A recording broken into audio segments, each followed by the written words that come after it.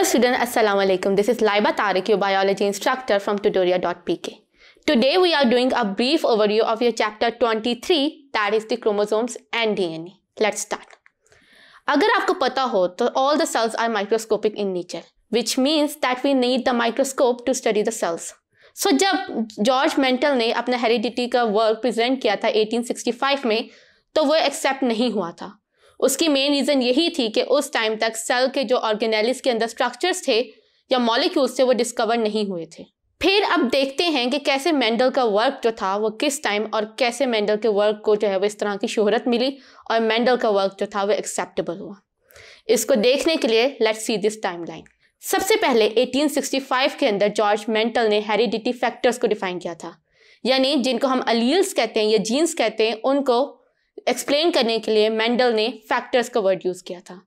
Then in 1882 Walter Fleming ने chromosomes का structure discover किया था और उसने क्रोमोसोम मींस कलर्ड बॉडी, यानी ये उसे जाइगोट ऑफ द सैलमेंडर जो कि रैपिडली डिवाइडिंग था उसके अंदर उसे ये स्ट्रक्चर नजर आया था. देन इन 1900 कार्ल कॉरेंस ने रिलेशनशिप डिस्कवर किया था between the heredity unit and chromosome. लेकिन मेंडल के वर्क को रीडिस्कवर करने का असल सेहरा वॉल्टर एंड थीडोर को जाता है, जिन्होंने 1902 के अंदर रिकग्नाइज किया था the behaviour of factors is parallel to the behaviour of chromosomes. And then finally in 1910 के अंदर टी.एच. मॉर्गन ने रिलेशनशिप डिस्कवर किया था between the genes and the chromosomes by studying the fruit fly. So आपने इस timeline को देखा और आपको पता चला कि क्रोमोसोमल थ्योरी एक सिंगल साइंटिस्ट का वर्क नहीं है, बल्कि इसके अंदर बहुत से साइंटिस्ट ने कंट्रीब्यूट किया. अब हम बात करते हैं क्रोमोसोम की. Chromosome is defined as the condensed structure of the chromatin that appear during the cell division. So पहले हम स्ट्रक्चर ऑफ द क्रोमोसोम को स्टडी करते हैं. अगर आप स्ट्रक्चर को देखें तो you can see that it is the duplicated form of chromosome और each chromosome is consist of the two sister chromatids जो कि एक दूसरे साथ अटैच हैं थ्रू द सेंट्रोमियर. फिर हमारे पास आते हैं क्रोमोसोम पे सर्टेन लाइंस जिनको हम बैंड्स कहते हैं, और फिर हमारे पास आती है सेकेंडरी कंस्ट्रिक्शन और उसके बाद आता है जंक डीएनए जो कि कंबाइन होता है to form a satellite structure, और क्रोमोसोम के टर्मिनल एल पे टेलोमेरेज प्रेजेंट होते हैं. अगर हम क्रोमोसोम की कॉम्पोजिशन की बात करें तो वो दो चीज़ों पर मुश्तमिल है, 40% DNA and 60% proteins that are histones. अब क्रोमोसोम जो है यानी कि डीएनए का जो स्ट्रक्चर है वो हिस्टोन प्रोटीन के ऊपर रैप होता है to form the structure of the chromosome. Normally हमें पता है कि डीएनए इतना लंबा होता है कि वो रैप होता है into the on the histones और वो रैप होते होते tiny microscopic structure of the chromosome create करता है. इस चीज़ को अंडरस्टैंड करने के लिए इस एग्जाम्पल को देखें. क्लॉथ सीन थ्रेड जो कि नॉर्मली इतना बड़ा होता है और सिल्वर मीटर पे होता है, उसको हम रैप करते हैं ऑन द स्पूल जिसे हम रील कहते हैं, और फिर आपने देखा होगा कि silver meter of the thread wrap होते होते 4 सेंटीमीटर के स्पूल पे आके रैप हो जाता है और कंडेंस फॉर्म में आ जाते हैं. बिल्कुल इसी तरह हिस्टोन के ऊपर डीएनए रैप होता है क्योंकि हिस्टोन नेगेटिवली चार्ज है और डीएनए पॉजिटिवली चार्ज है. इनके दरम्यान में अट्रैक्शन होती है और हिस्टोन के ऊपर डीएनए इसी तरह रैप होता है और वो रैप होते होते कंडेंस होता है, सुपर कॉइलिंग होती है और फाइनली माइक्रोस्कोपिक क्रोमोसोम्स क्रिएट होते हैं. यहां तक तो हमने पता चल गया कि क्रोमोसोम का स्ट्रक्चर क्या होता है, लेकिन साइंटिस्ट इस बात पे कंफ्यूज थे कि क्या histone proteins are the one that transfer the material या फिर डीएनए. इस बात को प्रूव करने के लिए कि DNA he is heredity material, proteins का कोई रोल नहीं होता, साइंटिस्ट ने वेरियस एक्सपेरिमेंट्स परफॉर्म किए. उनमें सबसे पहले ग्रिफिथ ने 1928 में सीरीज ऑफ एक्सपेरिमेंट परफॉर्म किया ऑन द माइस. उसने एक बैक्टीरिया जिसको हम स्ट्रेप्टोकोकस न्यूमोनिया कहते हैं उसको कल्चर किया into different types. R type जो कि डिजीज कॉजिंग नहीं थी और एस टाइप जो कि डिजीज कॉजिंग थी. जब उसने एस टाइप बैक्टीरिया को इंजेक्ट किया माइस के अंदर तो उसने डिजीज कॉज किया माइस में और डिजीज माइस की डेथ हो गई. फिर उसने जब आर टाइप बैक्टीरिया जो था इंजेक्ट किया माइस में तो वो जो माइस थे वो जिंदा रहे. फिर उसने क्या किया कि उसने एस टाइप बैक्टीरियाज को हीट किल किया और फिर उसके बाद उसने उसे माइस में जब इंजेक्ट किया तो वो माइस जो थे वो जिंदा रहे. फिर उसने ना एक अनयूजुअल थिंग की, उसने हीट किल एस टाइप को मिक्स किया with the living R type bacteria और उन दोनों के मिक्सचर को इंजेक्ट किया माइस के अंदर, लेकिन वो सारे माइस मर गए. क्यों? इस आंसर को फाइंड करने के लिए जब उसने उस डेड माइस के ब्लड को एग्जामिन किया तो he founded and isolated the living S type bacteria in the blood of the dead mice. So according to his experiment, he concluded that there is some kind of transfer of genetic material between the S type and the R type, जिसने R type की transformation की into the disease causing type which is the S type. फिर हमारे पास एक और experiment आया जिसको हम हर्शे एंड चेज एक्सपेरिमेंट कहते हैं.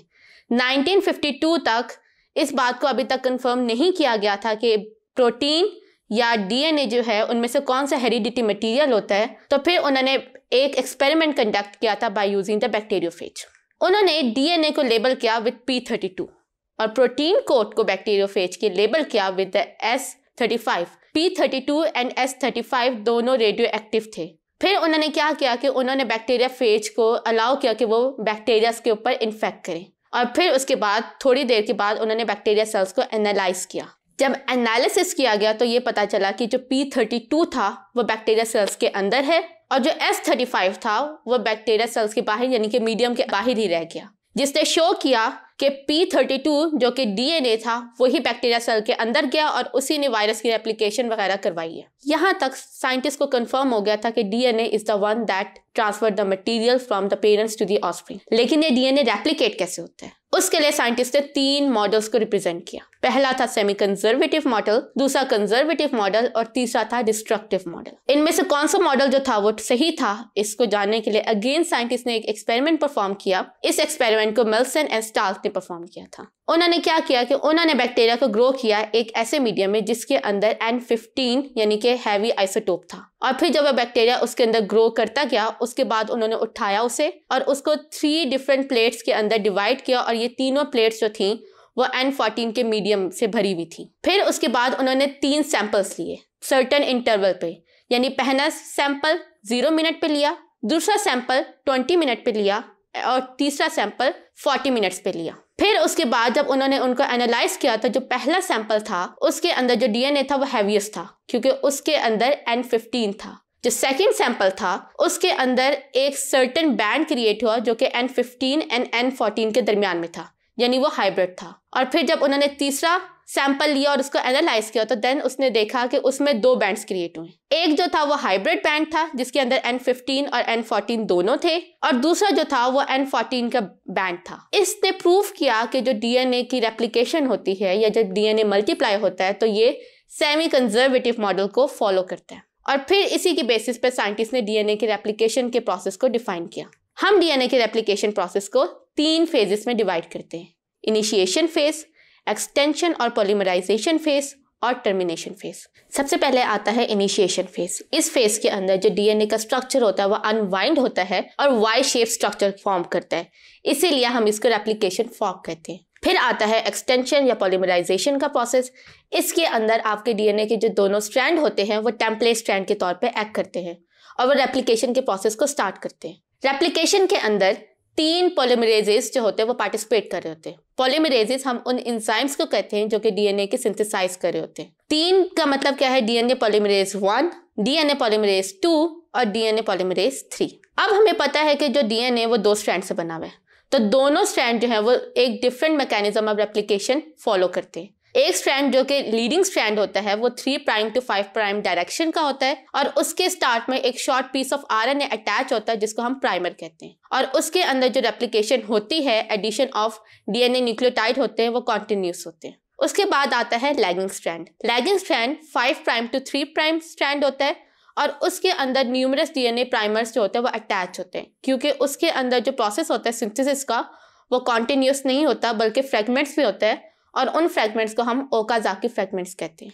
फिर एंड में आता है हमारे पास टर्मिनेशन फेज. इसके अंदर आपको जो आरएनए मॉलिक्यूल जिसको हमने प्राइमर के तौर पे एक्ट किया था वो रिप्लेस होता है बाय द डीएनए न्यूक्लियोटाइड और इसके प्रोसेस को डीएनए पॉलीमरेज 1 जो होता है वो करवा रहा होता है.